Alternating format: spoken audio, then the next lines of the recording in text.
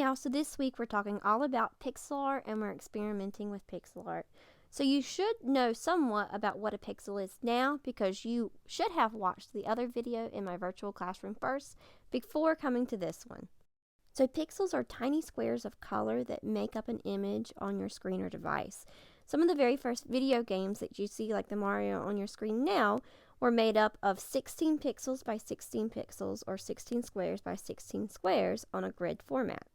As technology got better, we were able to have more and more squares and more pixels on a screen to make up an image like the Sonic you see on your screen now.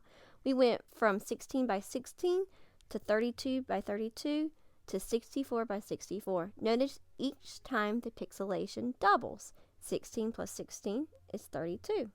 And 32 plus 32 is 64. Now our screen resolution is so good or so advanced now you can't even tell those tiny squares or tiny pixels are even there. Now it's mainly used as an artistic style to simplify our images, like this famous Van Gogh painting you see on the screen, or even to create fan art of your favorite anime characters. So I've sent you a link that I want you to practice or experiment in making pixel art. And when you open the link, you'll get these blue boxes that you're going to have to click next and next on. And if you get any ads, please just exit out of them. You shouldn't get hardly anything, but I just want to make sure. Now for the first part of this video, I'm going to go through what each of the tools do. So if you would like to skip this part and go straight to actually experimenting and playing, that is just fine with me. Just make sure you do watch the whole video because I am going to have you make your pixel art on a certain size.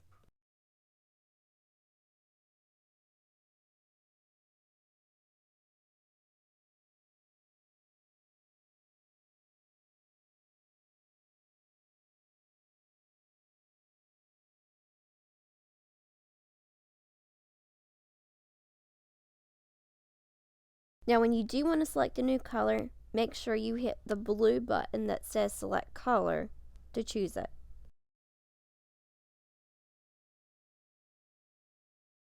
After playing around with the tools for a little bit to see what each one did and making sure I had good use of the eraser tool and the undo button, I decided to go and try and make my own artwork and just to see how far I could push it.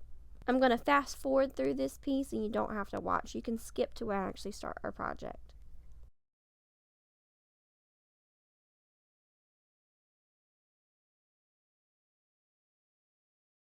Now this piece of artwork was done on a canvas of 100 pixels by 100 pixels, but we're going to try and go much smaller than that.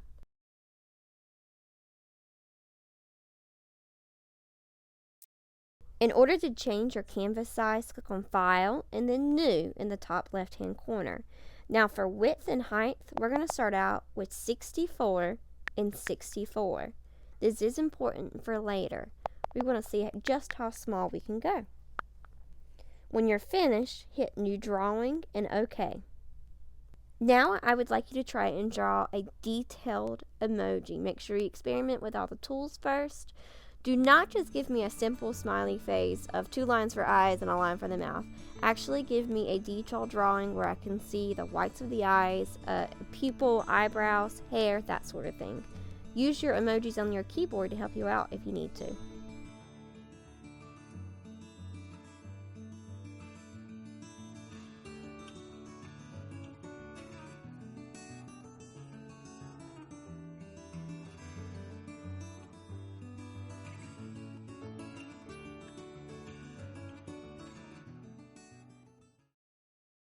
When you are finished with this first emoji, make sure you take a screenshot. If you don't take a screenshot now, your drawing will not save for later. After you've taken a screenshot, make a new canvas, but have this one be 32 by 32. So for this week, you're turning in 2 drawings from me. One on 64 by 64 and one on 32 by 32.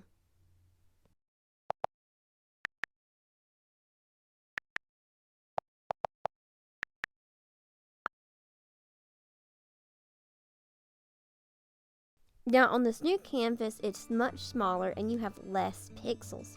But I want you to try to recreate the exact same drawing that you just did and make it just as big. So you'll notice that as you start trying to draw, you actually have less information or less squares to draw with, and you're going to have to make some decisions to make sure your emoji still looks the same. So we're practicing. We're going to try and go even smaller next week. Make sure you take a screenshot of your second drawing as well, and this should be a bit of a challenge for you, so it's okay if it's a little hard. Also, make sure that you turn in both drawings to Seesaw. Good luck, and I can't wait to see your emojis.